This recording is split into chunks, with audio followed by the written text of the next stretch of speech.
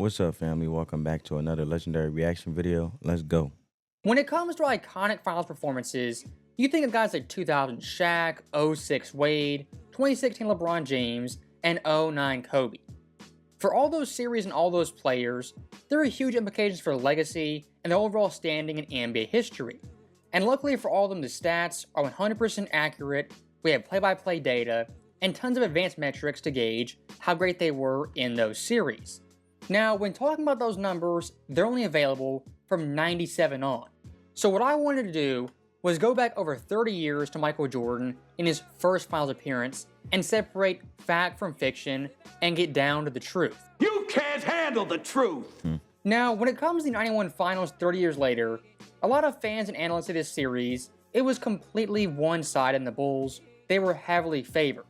And while I do think Chicago was the better overall team, heading into this series there are major question marks about their experience, Jordan's past failures, compared to Magic, was a 5-time champion. The Lakers are tested, experienced in these situations. The Bulls are in the finals for the first time. The Chicago Bulls' domination of this series has to be considered a major surprise. Mike, there was no reason to believe that the Lakers would fall apart so dramatically. I think it was a combination of things. I'm not quite sure that everyone gave the Bulls the credit they deserved throughout the season.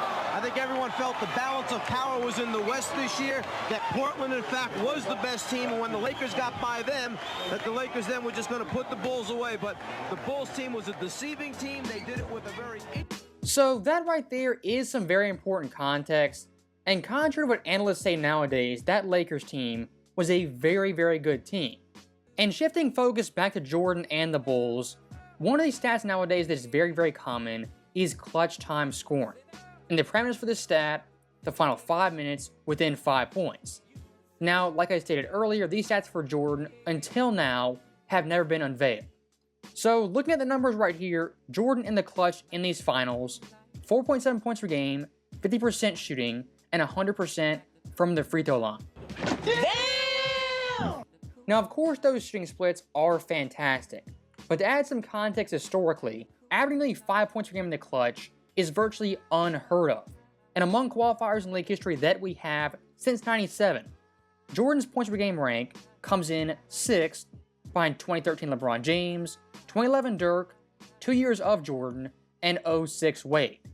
Now, looking at the overall efficiency, 3 of these guys were fairly efficient, that being '97 Jordan, 11 Dirk, and '91 Jordan. So really in all of league history, there's only 2 players, that being Jordan and Dirk, who had a high volume, highly efficient run in the NBA Finals for clutch time scoring. Now, of course, when discussing Jordan's overall career, tons of series-defining shots, great clutch daggers, as well as game winners. And we're looking at the '91 Finals, one of the most underrated clutch time games from Jordan in Game 3 in Los Angeles. As at this point in the series, it was tied 1-1 with the Bulls, down by 2 points with under 10 seconds left. Now, Jordan in this moment, if he misses this shot, Chicago most likely is down 2-1 instead of being up 2-1 like they go on to be. And the Bulls do not have any timeouts remaining. Craig Hodges, the three-point specialist, has checked in. Here's Jordan on the pull-up. Yes! That was amazing. That was an amazing clutch shot. That shot from Jordan right there swung the entire balance of the series. And of course, in overtime, to provide more context, Scottie Pippen in OT had already fouled out. And Jordan overtime, 6 points, 2 of 3 shooting, perfect from the line, and had 1 assist. In the last 5 minutes and change of this game, Jordan accounted for 10 of the Bulls' 14 points, and outscored LA by himself 8-4. Now, when discussing fourth quarter exploits, overtime heroics, again, Jordan is known far and wide for his great play in those moments. And for the '91 Finals until now, those stats, they were never known. So, Jordan in the fourth quarters of this series, 8.8 points per game, 3.0 assists, 58.6% shooting, and 90%. So he trying to say that those stats were never known until now. But what does that have to do with the clutch plays that took place? They still took place, you know what I'm saying? So where is he getting at with it? What is the truth about the clutch plays the clutch plays stat wise finally being revealed to the point where the stats is just it's just recognizable stat wise, but it still doesn't take away for the simple fact that it was already recognized during the gameplay, during historic clutch moments that Jordan did. You know what I'm saying? So it's like, okay, the point is that he done something that was unheard of when it came to clutch plays. The line. This is ridiculous, man. Ridiculous. And to provide much needed context, Jordan's fourth quarter stats of the 91 finals, just off points per game, he ranks 16th all time. Still fantastic. But we're That's amazing. Amazing, man. Jordan separates himself is efficiency. As looking at those 16 players, only 3 of them shot better from the field than Michael Jordan. That being Durant in 2017, the best spacing of all time, Giannis in 21 when he's playing center, and of course Shaq, the most dominant player since Wilt Chamberlain. When it comes to just raw points per game numbers, Jordan 91 not even on par with himself in 97 or 98. But where he separates himself is efficiency as well as playmaking. As looking at the NBA's all-time rank, Oh, most definitely. What separates himself is not just the playmaking, but also the clutch plays, especially when someone needed to come through. For example, like he mentioned when the fourth quarter against the Lakers where Scottie Pippen fouled out and he came through with that clutch play, especially in intense fourth quarter with seconds on the clock. You know what I'm saying? When he came up with that shot that he just displayed in the video here. You know what I'm saying? So I feel like he wasn't just a playmaker. He was also a leader. You know what I'm saying? Definitely knew when to step up when needed to step up. I'm just glad that the stats is being revealed. As he said, they are finally being revealed truthfully. But we all still have witnessed it, you know, during his gameplay, whether we watched it or those who were in his time when Jordan played, seeing it for themselves, you know? in fourth quarter assists per game. Jordan 91 ranks tied for third, only behind 02 Kid and 98 Stockton. Now, to combine both those traits, scoring and passing the fourth quarter, Jordan all-time with the finals on record ranks first for points responsible for at just under 15 per game. That's what I'm talking about! That's why he's the MVP! That's why he's the GOAT! The GOAT! Check out these. My man passionate what that mean. He said that's why he the GOAT. You know what I'm saying?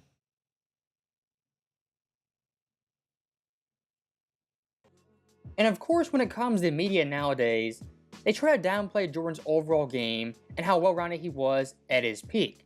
As of course 91 finals, averaged 11.4 assists, which till this day is the most ever by a non-point guard or a player not named Magic or Bob Cousy.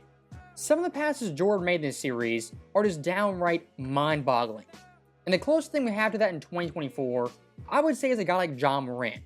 As both him and Jordan, they can go airborne in midair, decide to That is true. I do agree. Comment down below, family. Do you believe that Michael Jordan gameplay, do you believe that John Morant gameplay somewhat depicts Michael Jordan gameplay back then with the mid-air shots and how he can strategically score with a double pump type of airborne shot play making situation? You know what I'm saying? Like, it reminds me like when you play NBA 2K, like when you play the game, the basketball game on the Xbox or PlayStation, when you can like hit the analog stick and make them like switch up their shot mid-air, but they just do it in real life, you know? So I do agree that John Morant game is somewhat inspired by Michael Jordan when it comes to airborne shots, most definitely. Comment down below how you guys feel.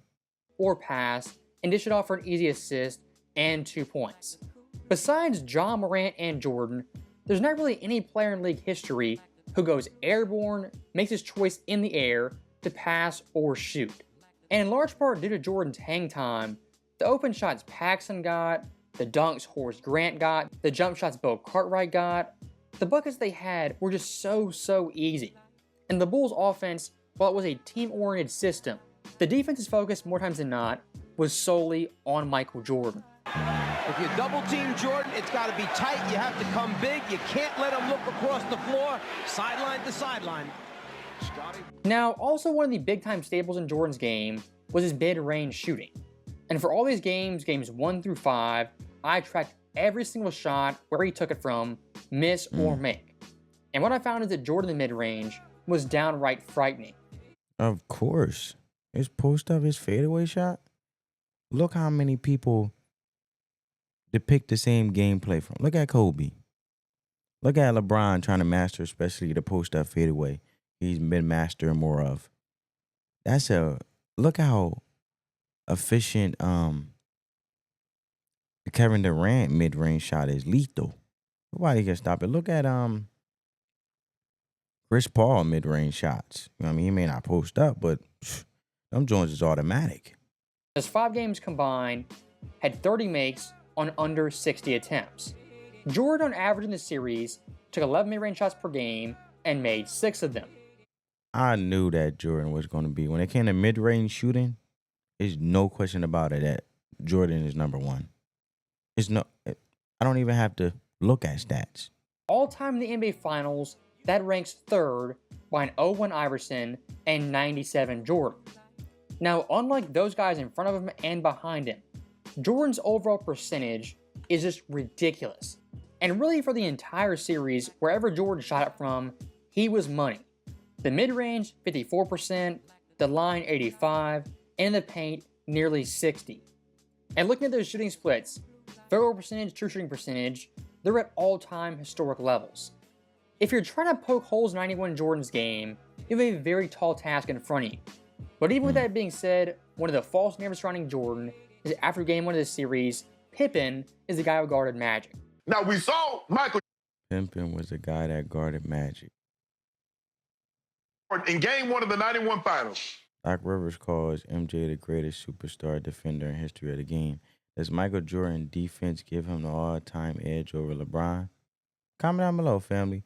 I believe that Michael Jordan's defense does give him the all-time edge over LeBron, because LeBron sucks when it comes to defense, bro. Like, my man could care less. He's more offensively dominant. You know, he can do chase down blocks and be defensively when it comes. He could be a defensive force when it comes to chasing down blocks and, you know, pushing guys out to the 3-point rather than coming down on a block or coming down in the paint.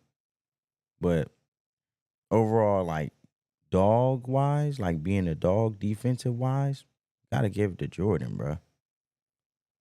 They guard Magic Johnson, and Magic put a triple dub on his head. That is not conjecture. That's not it. That's not innuendo. That's fact.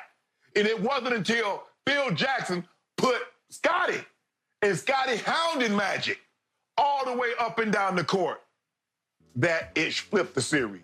Now, stopping Shannon right there, Well, you also have to take in consideration that you can be a complete overall player and you can be good on defense, but then Jordan was also a leader and had to lead offensively, and he played defensively on both ends of the floor, and there were long periods again, and I'm not making excuses, but it wasn't as strenuous as it was then with Jordan it's not. It was more strenuous with Jordan versus now, is what I'm trying to say, family. And comment down below if you disagree or if you agree. And I just feel like eventually when it comes to being a player, you have to give less of something and give more of something. And you have to be a superstar at a role. And everyone collectively plays their role for the overall objective to win the game. And I feel like Scottie Pippen was a superstar, most definitely in the defensive role, just like Dennis Rodman was a superstar in his defensive role when he figured it out and realized he had to find his role and fit in that role and master it and figure out his game. Just like Jordan had to lead, be an offensive force, and still be defensively somewhat of a force. But that's why you have teammates that come together collectively, so you be even more forceful together, you know. saying it's really a half truth. Because yes, in Game 2, Pippen took the assignment on Magic more than Jordan. But saying that was the reason the series flipped and changed is kind of disingenuous. Because you have to take into consideration the clutch plays. Still got to score to win the game now. Defense plays a crucial part because playing defense gets the ball in your hands and you want to get it down to your end and you want to get the ball down to the other end where you can execute your plays and, you know, strive to score offensively. Because defense wins games, but also you have to also make clutch plays and be a playmaker to score by making plays. You know what I'm saying? Guarding Magic in the first half, the Bulls at halftime went up by 5 points. Where this game shifted was in the third quarter, where the Bulls as a team collectively shot 85%. And Jordan in the third quarter heading into the fourth quarter made 13 consecutive shots, still a record in the finals till this day. And looking at his second half stats, 23 points, 10-11 shooting, 8 assists, and 2 boards. So yes, Pippen's defense in this game played a major role in them winning. But if you're looking for the driving force, I just feel like Pippen had to step up. You know, there's always someone that got to step up. You know what I'm saying? It's a team sport. You know what I'm saying? They won. It's Jordan's explosion in the third quarter, as was the fourth quarter. And the last myth I do want to debunk that's been prevalent for close to 25 years is the notion Pippen after Game 1 took the assignment on Magic and guarded him primarily. If you look at the overall stats by possessions, it's simply not true. Game 2, possessions guarding Magic, Pippen 47, Jordan 13. Game 3, Pippen 19, Jordan 56. Game 4, Pippen 16, Jordan 58. And last but not least, Game 5, a whopping 3 for Pippen and nearly 7. Well, there you go. Stat-wise. I just felt like it was that crucial game where Pippen needed to step up. You know what I'm saying? For Jordan. At that If you time. combine the possessions of Michael Jordan guarding Magic versus Pippen guarding Magic from games 2 through 5, it is 194 to 85. And you always going to have good games and bad games. You know what I'm saying? And when you have a hungry player that strives to win on your team, and eventually they're human as well. They get tired. They may have more of a challenging game or exhausting game in a series because it could be a long series. So you got to have your other players just step up, man. And there's nothing wrong. It is what it is. You know what I'm saying? Funny thing is, when Jordan wasn't guarding Magic, who was he guarding? Not James Worthy, not Sam Perkins, not Byron Scott, but a 7-foot Vlade Divac. Again, with Pippen on Magic, as a result, Jordan must guard someone else. Divac's in this cage. And he's going up against the 7'1" Vlade Divac. 7'1". Are you saying they just... Well, 7'1" with no handles, bro. That's cookies right there. Man, Jordan don't steal this ball from this big dude. is understandable. I'm saying that LA is in trouble right now with this guy handling against Michael. And it is a Great defense. backcourt 10-second violation. Michael Jordan guarding Vlade Divac, a 7-foot offensive center, was by far the most shocking thing of this series. As yes, Jordan was 6'6", but guarding a center as a shooting guard, that's really unheard of. And what it does tell me is that Phil Jackson had so much confidence in Jordan as a defensive player, it didn't matter who he guarded, how tall they were, or how intimidating they were on the block. So that right there is the end of the video, and the quote-unquote official unofficial documentary of Michael Jordan in the 91 finals. His fourth quarter stats, his clutch time stats, mid-range shooting, his defense, and everything in between. As always, thank you guys for watching. Hope you enjoyed. Well, family, hope you guys enjoyed the video. Spread that peace, love, and positivity. Let the love supersede the hate. And until next time, family, peace.